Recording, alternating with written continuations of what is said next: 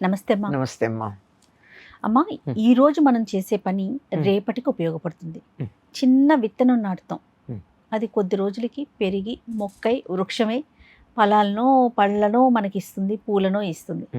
అది ఎంతో మందికి ఉపయోగపడుతుంది. అట్లానే మనం కూడా ఈరోజు చేసే పని వలన ఒక ఉపయోగం ఉండాలి, ఉండేలాగా మనం అలాంటి పనులు చేయాలనుకుంటూ ఉంటాం. అవును కదా, ఎలాంటివి చేస్తే రేపటికి ఉపయోగపడతాయి? అసలు దీన్ని ఒక మామూలుగా చెప్పాలంటే కర్మ సిద్ధాంతం అని చెప్పేస్తాం. అంతే అంతే కదా. కార్యకారణ సంబంధం అని ఒకటి ఉంది. మనం చేసేటటువంటి పని కార్యం, ఈ కార్యం ఏమవుతుందంటే రేపటికి ఇది కారణం అవుతుంది. ఈ కార్యం రేపటికి కారణం అవుతుంది.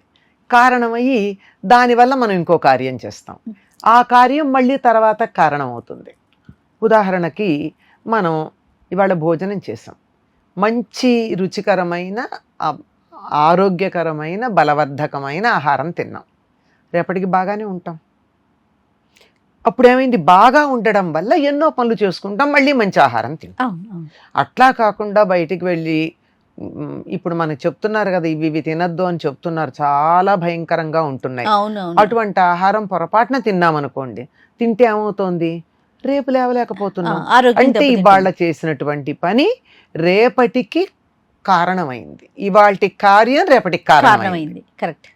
ఇవాల్టి కార్యం రేపటికి కారణమైంది. ఆ కారణం వల్ల ఏం చేస్తున్నాం, ఆ పూట పస్తుండడము, కడుపు నొప్పి వస్తే పస్తుంటాం, అది ఇంకేదన్నా ఇబ్బంది పెడితే మందులు వేసుకుంటాం, ఇంకా ఎక్కువ ఇబ్బంది పెడితే హాస్పిటల్కి వెడతాం. అంతే. అవన్నీ కార్యాలు. ఇవాళ తినడం అనే పని కార్యం రేపు చేసేటటువంటి ఆ కార్యాలకి కారణమైంది. అంటే మంచి అయినా చెడైనా మనం వాళ్ళు ఒకటి చేస్తే దాని ఫలితం తర్వాత అనుభవిస్తాం. కనుక ఎప్పుడూ సుఖంగా ఉండాలంటే ఏం చెయ్యాలి, మంచి పనులు చేయాలి. ఇందాక మీరు చెప్పిన ఉదాహరణ ఉంది, ఒక విత్తనం నాటితే చెట్టు అయ్యింది, ఎంతో మందికి ఉపయోగపడుతుంది. కానీ ఇది మనకి ఎంత జరిగిందండి, మన పూర్వులు మామిడి చెట్టు వేస్తే కదా మనం ఈనాడు మామిడి పళ్ళు తింటున్నాం. 4 ఏళ్ళు 5 ఏళ్ల పిల్లవాడు మామిడి పండు తింటున్నాడంటే వాడు చెట్టు నాటి కాదు కదా, దాని చెట్టుని పెంచి ఆ పండు తింటలేదు కదా. అతను ఎవరో చెట్టు నాటితే ఆ చెట్టుని ఇంకెవరో పోషిస్తే, వాళ్ళు ఎవరో పోషిస్తే దాని ఫలితాన్ని వాళ్ళ పిల్లవాడు పండు తినడం అయింది. నేను అలా తిన్నాను గనక నే నాటిన చెట్టు పండు నేను తింటలేదు. అవును. అందువల్ల ఏం చెయ్యాలి, దీనికి కృతజ్ఞతగా మనం ఆ చెట్టు ఎవరు నాటారో మనకి తెలియదు. కరెక్ట్ అమ్మా. కానీ మనం వాళ్ళకి ధన్యవాదాలు చెప్పుకోవాలి కదా. ఎలా చెప్పుకుంటాం, మనం ఇంకో చెట్టును నాటి వాళ్ళకి ధన్యవాదాలు చెప్తాం. అబ్బా, అద్భుతం. మనం ఇంకో చెట్టును నాటితే ఆ నాటిన చెట్టు యొక్క ఫలం మనం తింటే తినొచ్చు 10 కాలాలు మనం చల్లగా ఉంటే.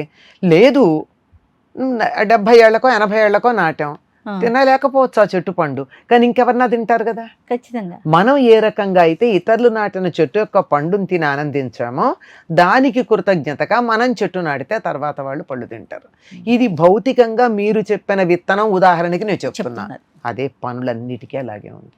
ఇతరులకి సహాయం చేశాం, దాని ఫలితం నేనైనా అనుభవిస్తాను, నా పిల్లలైనా అనుభవిస్తారు, కాకపోతే నా సమాజమైనా అనుభవిస్తుంది, దేశమైనా అనుభవిస్తుంది.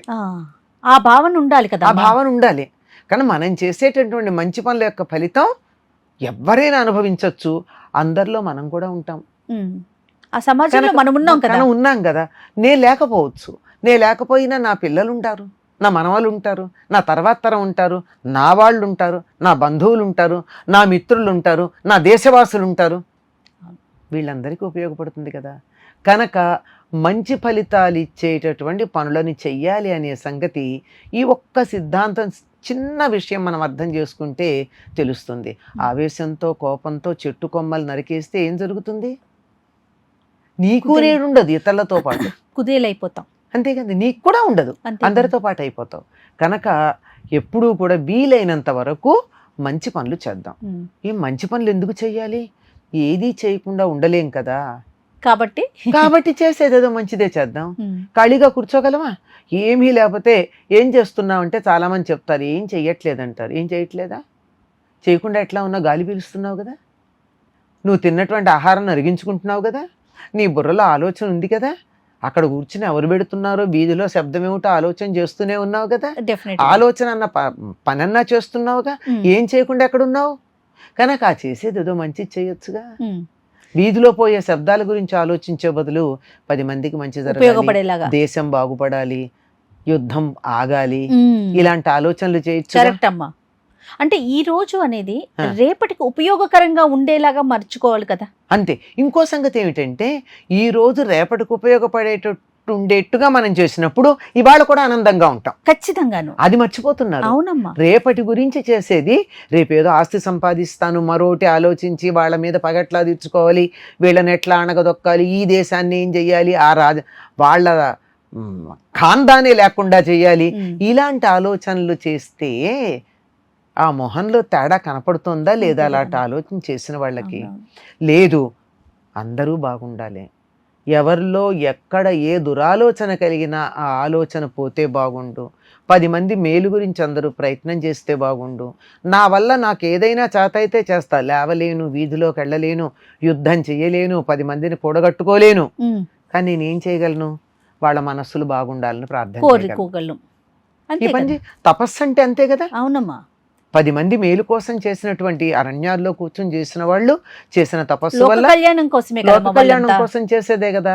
కనుక సర్వే జనా సుఖినో భవంతు అనుకుంటూ ఉండండి. ఆ మాటల్లోనే ఉంది. ఆ పదం అర్థం మాట నుంచి దానికి వాడినటువంటి అక్షరాలు ఉన్నాయే, ఆ అక్షరాలకు ఉన్నటువంటి శక్తి ఇంత అంతా కాదు. ఇది సర్వే జనా సుఖినో భవంతు అన్న దాంట్లో అది ఉచ్చరిస్తూ ఉన్నప్పుడు వచ్చే సౌండ్ వైబ్రేషన్స్ ఉన్నాయే, వాటికి వాతావరణాన్ని పాజిటివ్ గా మార్చే శక్తి ఉంది. అందుకని ఆ మాట అనాలి. చాలా మంచి విషయం ఇది.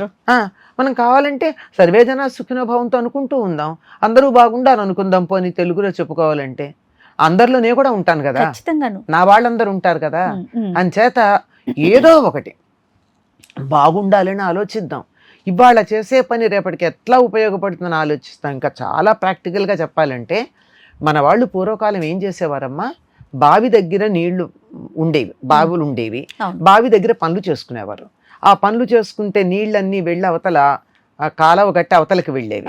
వెళ్ళి అక్కడ ఏ అరటి మొక్కో పెట్టుకునేవారు, వాటిలో ఉండేవి. తర్వాత ఏం జరిగేది, కొంచెం దూరంగా వెళ్ళిన తర్వాత ఆ నేలలో ఫిల్టర్ అయ్యి బావి నిండా నీళ్ళు వచ్చేవి. ఇప్పుడు అట్లా కాకుండా అక్కడ నీళ్ల వాడకం లేకుండా బావుల్లో నీళ్ళన్నీ తోడేస్తే ఏమవుతోంది, ఎండిపోతుంది కదా, ఇంకిపోతుంది, బావులు ఎండిపోతున్నాయి. అక్కడ నీళ్లు పక్కన నీళ్లు వాడి అది నేలలోకి ఇంకితే, ఇవాళ మనం వాడిన నీళ్లు నేలలోకి ఇంకేట్టుగా చేస్తే రేపు మనకి నీళ్లు ఉంటున్నాయి. తేమ కనిపించట్లేదు కదా, కనిపించట్లేదు కదా, అంతా కాంక్రీట్ జంగిలైంది కదా. ఎక్కడ నీళ్లు పారబోసేటప్పుడు నేల ఉంటే నేల ఉన్న చోట వెతుకుని పోయండి, లేదా 4 కుండీలు పెట్టుకుని కుండీల్లో మట్టిలో నీళ్లు పోయండి, అవి ఆక్సిజన్ వస్తుంది మొక్కలకి. ఆ తర్వాత నేలల్లో మీరు కుండీలో నీళ్లు పోసినప్పుడు అవి అయ్యి వాతావరణంలో కొద్దిగా తేమ వస్తుంది. ఇలాంటివి చేయమని చెబుతున్నాను. అలా ప్రతి చిన్నది కూడా ఉదాహరణకి చెప్పాను. ఇలా ఇవాళ వాడిన నీళ్లు నేలలో ఇంకేట్టు చేస్తే రేపు పొద్దున మనకి నీళ్లు ఉంటున్నాయి.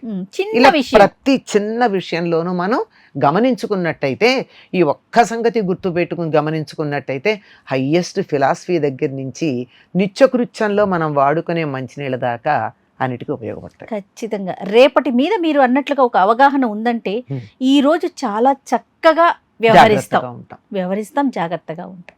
సంతోషం అమ్మా. నమస్తే.